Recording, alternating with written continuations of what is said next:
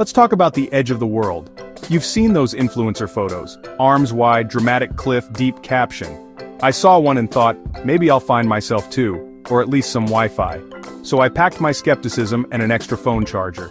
If the world ends, I want to tweet about it. The idea is irresistible, like a button that says, do not press. I booked a trip to a place literally called the edge of the world. Yes, it's real. Look it up. My friends thought I was nuts. You're going where? They'd ask, like I'd announced I was moving to Mars. I sold them on the romance of it all, like a modern explorer, except my compass was Google Maps, and my biggest fear was my phone dying before I could post a selfie. The marketing for these places is genius. They promise spiritual awakenings, but forget to mention the mosquitoes, and the fact that your big epiphany might just be realizing you forgot to pack socks. The name alone is clickbait for the soul. I was ready for an adventure that would change my life, or at least give me a funny story. Spoiler, I mostly got the funny story. The stage was set for a journey of epic proportions, or at least epic complaining. And so, the quest began. Packing for the edge of the world is a psychological test. Hiking boots or flip-flops, rain jacket or sunscreen, I ended up with a suitcase full of contradictions. I even packed a tuxedo t-shirt, formal but ready to party. My suitcase was basically a rolling therapy session. I watched travel vlogs. Everyone looked perfect, running in slow motion, hair blowing in the wind. Meanwhile, I'm on my couch covered in chip crumbs thinking, my journey will not look like that. My drone shots would probably end with me crashing into a tree. Booking the flight was like solving a Rubik's Cube blindfolded. Layovers in cities I'm not sure exist. And a 9-hour wait in an airport with only a sad pretzel stand. This is the part of travel Instagram never shows. The soul-crushing boredom of a layover in the middle of nowhere. And of course you have to post the obligatory passport and coffee photo. And so the adventure begins. If you don't announce your trip, did you even go? I did my duty, posted the picture, and watched the likes roll in. People commented, so jealous.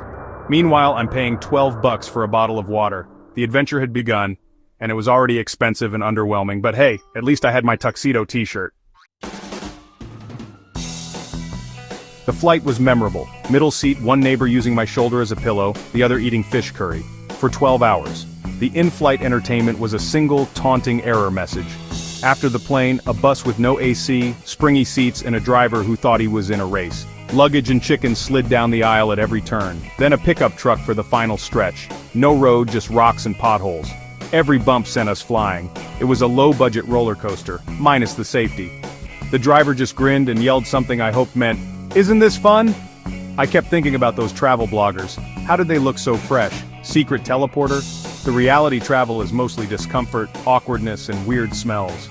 Nobody posts a selfie from the back of a bumpy pickup truck with the caption, "Losing a kidney but loving the journey, #blessed." But maybe they should. We finally arrived. The truck stopped, the dust settled, and the driver pointed. The edge. It was a cliff. A big rocky cliff over a vast empty desert. No waterfall into space, no cosmic gate, just rocks and a long drop.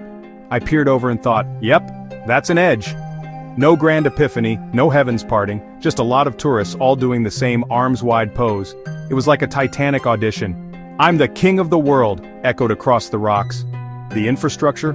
A rickety fence everyone ignored, a guy selling lukewarm sodas and a single questionable portable toilet. The edge of the world felt more like a crowded, slightly hazardous state park hyped up by a great marketing team. I found a quiet rock, looked out at the endless nothing, and tried to feel something profound.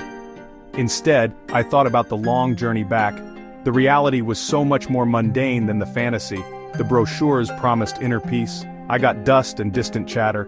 I closed my eyes, searching for meaning, but mostly thought about my aching feet. Was it worth the trip? At that moment, probably not, but at least I could say I'd been. And I had a story, even if it wasn't the one I expected. The locals near the edge are a special breed, calm, unbothered, and endlessly amused by frantic tourists. Our pickup driver Smiley just grinned as we stumbled out covered in dust. I tried to chat with the soda vendor. "Is this really it?" He nodded, handed me a suspiciously light can, and took my money. No legends, no stories, just a guy making a living off a cliff. To him I was the curiosity, not the edge. A local family picnicked nearby, ignoring the majestic view. For them it was just a park. They offered me a sandwich. That was the most spiritual moment I had all day. The most memorable local? An old man staring at the horizon. I sat near him hoping for wisdom. After a while he pointed at a bird and said, "You think that's a hawk? My wife says it's a buzzard, it's been a whole thing all week." And just like that, the mystique vanished. Sometimes the edge of the world is just a place to argue about birds, and maybe that's enough. The view was big, very big, a whole lot of nothing stretching out forever. It makes you feel small, which I guess is the point. The landscape was all browns and beiges with the occasional rock that looked like a potato if you squinted.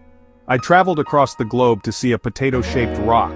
Breathtaking scenery is hard to capture, and sometimes, it's just not that breathtaking. After 10 minutes my mind wandered to my to-do list and whether I'd left the oven on. They say to go at sunset. So I waited. The sun set, the colors changed.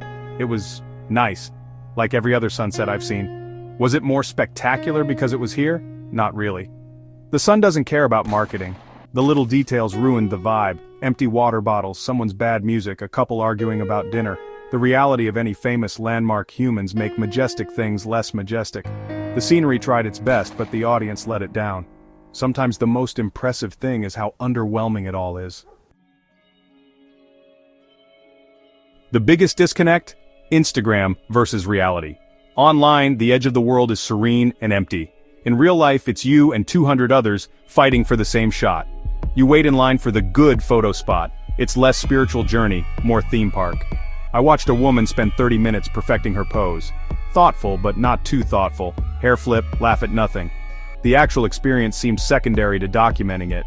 The captions were a masterclass in cliches. Not all who wander are lost. On the edge of glory. Meanwhile, I was swatting flies and trying to get dust out of my eyes. The reality was grittier, less poetic. I almost posted a photo of my dusty shoes. My feet hurt. #adventure. We're so busy curating digital memories we forget to make real ones. The showdown between Instagram and reality rarely wins. It just doesn't have the right filters. Every trip has one moment that sticks with you. For me, it was a goat. I wandered off to escape the crowds and found a goat standing on a tiny ledge, chewing a bush, completely unfazed by the 1,000-foot drop. He looked at me. I looked at him. He radiated confidence. He wasn't worried about falling. He wasn't there for a selfie. He was just being a goat. He was more at home on the edge than any of us. In that moment, I realized this goat had it all figured out. He wasn't searching for meaning. He was just living. He was present, something all the travel bloggers claim to seek. The goat was the most enlightened being at the edge of the world. He didn't need to post about it. I felt like I should ask him for advice, but I don't speak goat.